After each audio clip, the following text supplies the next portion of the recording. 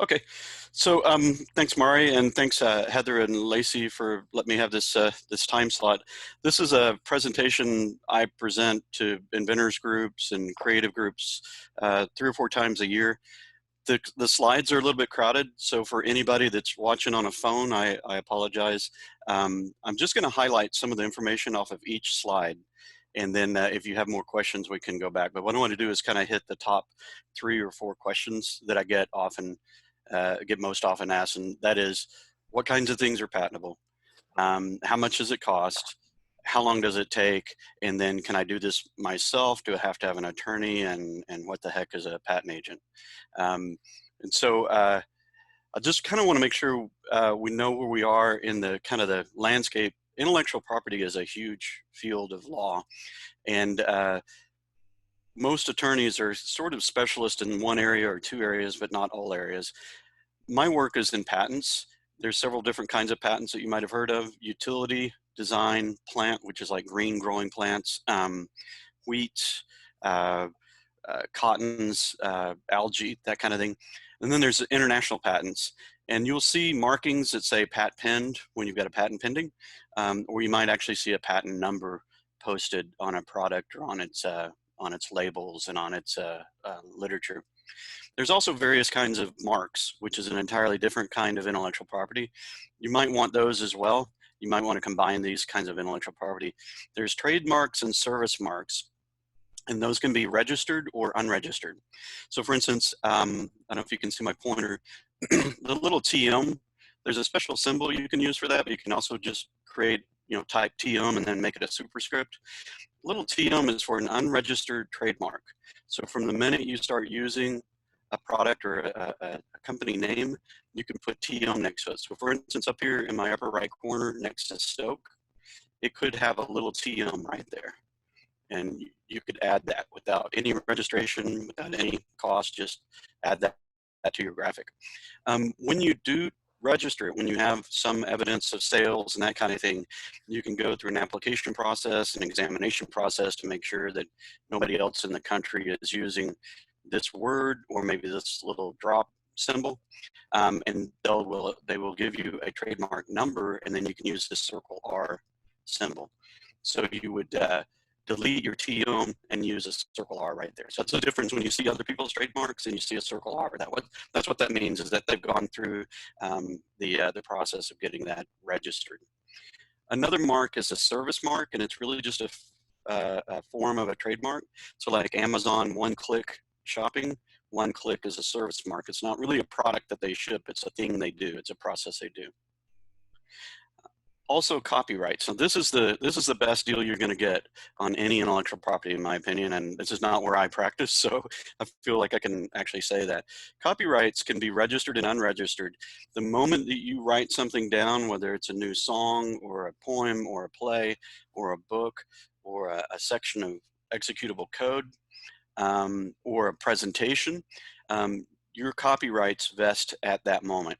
So you can make notice of that by using a phrase like copyright in a year by your name, maybe your company name, your personal name, or you can use this circle C to accomplish the same thing. And I've done that down here at the bottom of my presentation. It just says copyright Robert Frantz, and then I've got the date right here. We could say copyright 2020 without a date or a day, and then Robert Frantz. Now I can apply for a copyright to get it registered as well, which kind of enhances your ability to enforce that copyright against somebody else. But copyrights vest the moment that you create something in writing. Copyrights compared to patents have some real benefits. They're cheaper to register, and they last longer. And they're internationally recognized, where the patents are only good in the country where you apply for the patent. So patents cover more variations of your product, where the copyrights really require copying, not just conceptual level copying, but actual, low level literal copying, like copying somebody's software, copying somebody's book, then making some edits to it. So copyrights are a little bit narrower in scope. Patents are broader, but patents have an expiration date that's a whole lot shorter. Plus, if you want international coverage, you've got to file for patents in other countries. A lot of my clients are software inventors. They have products and services in the cloud, and so they use copyrights all the time, and then they file some patents. And then, of course, they have service marks and trademarks for their product. Trade secrets is kind of the bucket for everything else. It's sort of anything that you don't disclose as a copyright, anything that you don't trademark, anything you don't put a patent on. Those all require some level of disclosure or marking. Trade secrets are things that you keep secret, like the formula for Coca-Cola. And the way you keep those secret is through like non-disclosure agreements, non-compete agreements, employment agreements, that's a non-compete. Compartmentalization of knowledge, so you don't let anybody see the whole formula for Coke at one time. Maybe you do different things, different stages of your product in different areas. If it's a cloud service, you don't give any one person access to the whole product at one time. They get access to little pieces. So what you're trying to do is prevent somebody from taking the secret and maybe divulging it. Also, encryption might be a viable option for some people. Okay, so I practice patent law, so we're going to talk about patents. What kind of things are patentable? Anything that is new and useful, so it has to have utility. Not to disparage creative works like songwriting and that kind of thing and paintings, but in general, that's not considered to have a utility. It's more for entertainment, more for mental benefit. So when we say useful, we mean like a tool, a product, something tangible. Can be something intangible like software that performs a useful service. And it needs to be invented by the person who is applying for the patent or somebody like a company or another person that they've assigned their rights to. There are some exceptions, anything that is not previously claimed by another. So we have this first to file system that went into place a few years ago, and it radically changed the way we decide when and what to patent. Basically, they no longer try to figure out who invented something first using logbooks and that kind of thing. Now we just look at your filing date at the patent office. So there's a rush to file. There's this question about, is it ready to file? You know, a lot of us inventor types, I have 14 patents myself. A lot of us kind of like to hang on to our inventions and keep perfecting it. So there's kind of comes a point where they have to say, we're either going to file a patent or not. And it's hardly ever an easy feeling that we're ready to go. Anything that's an obvious recombination of old parts. So if your invention really or your new product is just pieces from other places and it doesn't produce some new function, it may not be patentable. That's a matter of opinion. That's where we argue with examiners the most. Anything that's a natural phenomenon. So if you discover that a green growing plant has a certain kind of a property that can be used for medicinal purpose, that phenomenon is not patentable, but the process of extracting whatever's necessary out of that plant, that could be patentable. Or the process of time delaying that so that you get a good 24-hour dose of it in a tablet or an injection, that can be patentable. But the fact that the plant itself has this purpose or this side effect that might be useful is a natural phenomenon. That's not patentable. Any kind of mental process, we can't regulate what people say or think, even though many have tried. There's just no way to do that. And part of that is an algorithm. So this is where software patents, like the copy left movement, which sort of opposes software patents, they argue, and many people argue, that algorithms are really just mental processes, and software is really just a machine execution of the algorithm. So this is where we spend a lot of time arguing with examiners as well. The main types of patent applications is there's a 1-year provisional patent application that you can get. It's called a utility patent. It's usually for a device and all the variations of it. And it gives you patent pending status. It's a little bit easier to draft and quicker to file and quite a bit less expensive at the patent office. Then there's a regular or non-provisional patent application. You can also get something called a design patent for the 3D shape of something or for its surface design. So for like the painting pattern on a long haul truck, and you want that to be recognized, you might kind of think that's kind of a trademark issue, and it kind of does overlap that. But so a design patent, it could also be the shape of your product. And this is where art comes back into it. There's a lot of patents on eyeglass shapes, jewelry shapes, anything that's real distinctive that'll be recognized as your product. And then there's patents on different kinds of plants. That's not like a manufacturing plant, but that's like a growing plant, like wheats and algae and that kind of thing. And then there's international patents. So like I said earlier, a US patent application does you no good in any other country unless you use it as a launching point to get an international patent. We have to file basically in every other country that you're interested in having a patent. It's pretty expensive to do that, but sometimes that's necessary. So if you've got a US patent on something and you don't have a Chinese patent, there's nothing you can do about it being manufactured in China, but you can regulate that product from being imported into the United States. Same thing with Canada and Mexico, even they're our neighbors, they're entirely, foreign countries. Okay, how much does it cost? Well, that's really hard to estimate in general, but I can give you some numbers to work from. The complexity of the technology and the prior art, all the stuff that exists already, and the invention itself has a lot to do with how much it costs to draft a patent application, and then how much it costs to argue with the examiner to the point of getting a patent issued. You can kind of say that the claims are really what you own at the end of the day. And so if you go for really narrow claims, which really only cover your variation, maybe one other variation of making your invention, that might be something you'd want just for a marketing number, just so you can put a patent number on your product. Like the My Pillow thing, right? He says every time he's on My Pillow, it's patented, right? Well, that's a marketing use, and people hear that and they think that it's the only one like it out there. So you could go for narrow claims and still get all the marketing benefit that you hope to get. If you're wanting to deter copycats, you're going to go a little bit broader. If you want to reassure your investors that what they're investing in, they'll actually own at the end of the day, and somebody can't just copy it, you want at least moderate breadth claims. If you intend to sue somebody for infringement or license to others, you're really going to want the broader claims, and that's going to take more time to argue with the examiner, more time to draft the patent application, but definitely more time to argue with the examiner. Examiners will give us the narrowest claims pretty easily without a lot of fight. But they put up a lot of resistance to giving us really broad claims that cover a lot of variations. So those are the biggest factors. Whether or not you do it yourself or hire a patent agent like myself or a patent attorney, some of the factors there is the experience level of the patent practitioner.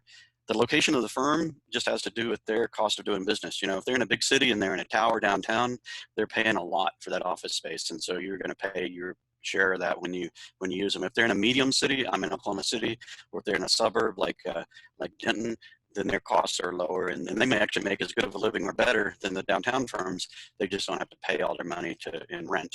The size of law firms seems to have something to do with it too, although that's not as reliable. I'm a solo practitioner. There's only one practitioner in my office. A boutique is a firm of 5, maybe 10 practitioners, and then you've got these large firms that have tens to hundreds.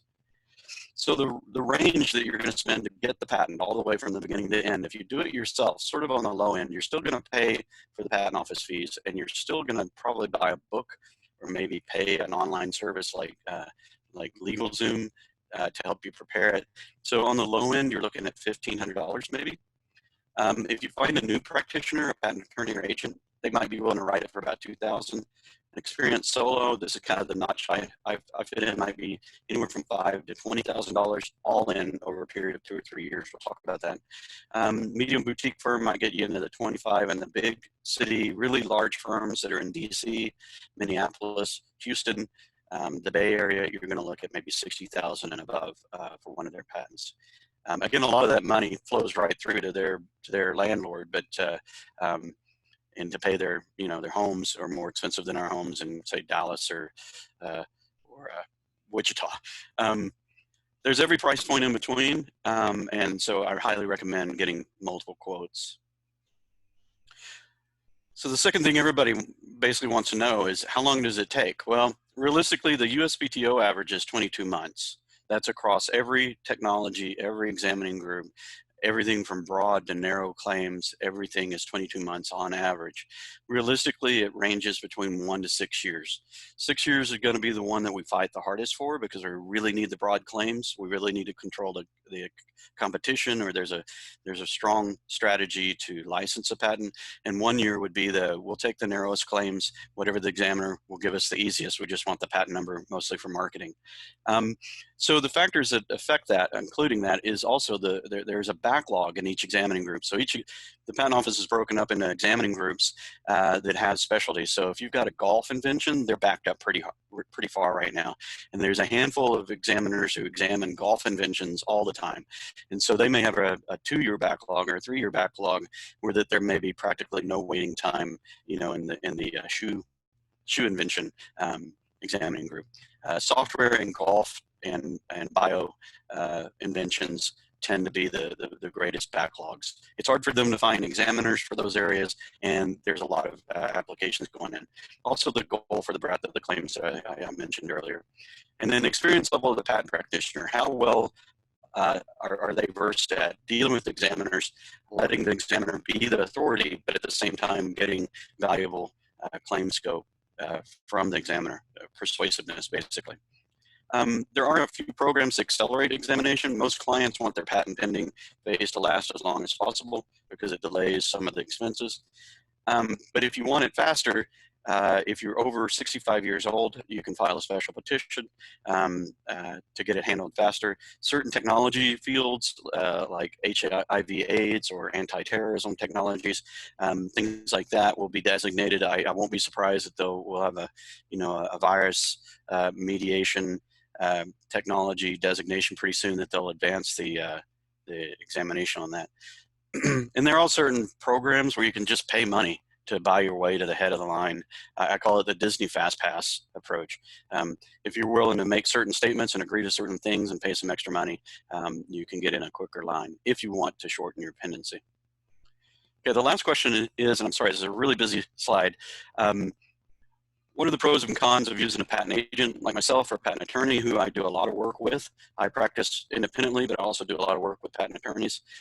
So I want to make sure that this isn't seen as a knock. It's just some general trends that you'll see, or doing it yourself. There is the option to do it yourself. Like most forms of law, you're allowed to represent yourself, and that's true in patent law.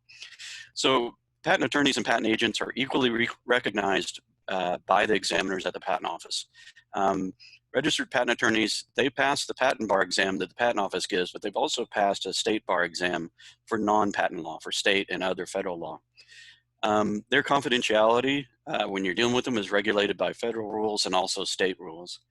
And they can help you with other types of intellectual property, trademarks, copyrights, non-disclosure agreements. They can draft those for you, and any other legal needs you might need, that you might have, contracts, forming your business. Should you have an Inc., a C Corp or an S Corp or an LLC, that's the work of an attorney. Maybe more of a specialist in business law, but still that's the work of an attorney, not a patent agent. They may be too expensive, depending on some of the factors, depending on where you are in your funding cycle. And they may have limited experience dealing with the patent examiner because they don't file as many patent applications during the year. They do other things. And they may have limited engineering or research experience. So if they have a science or an engineering undergraduate degree, they may have gone directly from that degree into law school. And so they may not be as familiar with the product development cycle. So some of the things that I was in product development for 15 years. So, I just asked, have you got any design review presentations, any specifications, any early drafts from marketing? I'll take in all of that stuff, everything I learned that existed already, just as a result of being an engineer. So registered patent agents, we've also passed the same patent exam that the patent bar exam that the patent attorneys have passed. And some of us are former patent examiners. So if you work for the patent office as a patent examiner for 4 years, I think, or more, you don't have to take the patent bar exam, but I think they give exams and training all throughout that 4 years. You also have to have a science and engineering degree. I've got an electrical engineering degree. I also have a master's and a doctorate in other subjects. Or there are certain, if you've worked for 10 or 15 years as an engineer and can provide some evidence of what you've learned during that time, and some witnesses, you might be able to get a pass on the degree requirements. Confidentiality is regulated by the same federal rules as patent attorneys. So we're required to not compete with our clients, and we're also required not to disclose their secrets. Patent agents may be affordable. Some of us are as expensive as attorneys. Some of us aren't, but we may be affordable. We may be more experienced dealing with patent examiners. I've gotten 363 patents through the patent office. That's a lot. That's because that's all I've been doing for 20 years. I haven't had to write contracts and other things that attorneys might have spent time doing. And we might have more engineering or scientific research experience. I worked for Motorola, Texas Instruments, and then several small companies before I went down this direction. So a patent agent's law practice, though, is limited to only things that come before a patent examiner. So nothing with the federal courts, no litigation for infringement, no licensing work. I write my own licenses for my own patents. I'm allowed to do that, but that's just more self-represented law. But I can help you understand what the elements of different licenses are, but when it comes time to actually writing your license, we'll need to get an attorney involved in that. It's interesting to note, though, that most patent examiners over on the on the other side of the table are not attorneys. Now, some of them are attending law school, so they intend to be attorneys, but most are engineers and scientists like me. So I feel like that at times being a patent agent gives me a little bit of a bonus of dealing with the patent examiner, because I'm talking to them in more of a technical language than a legal language. There comes an appeal level. If we appeal away from the patent examiner and over their head, where the folks at the patent office are all attorneys, and that's where it turns into a lot of legal arguments about case law and stuff. And that's probably where I probably don't speak the legalese as strongly as an attorney, but I feel like at times I maybe get a little bit of a benefit of being an engineer, and I can kind of talk more peer-to-peer with the patent examiners. So that is everything I had to present.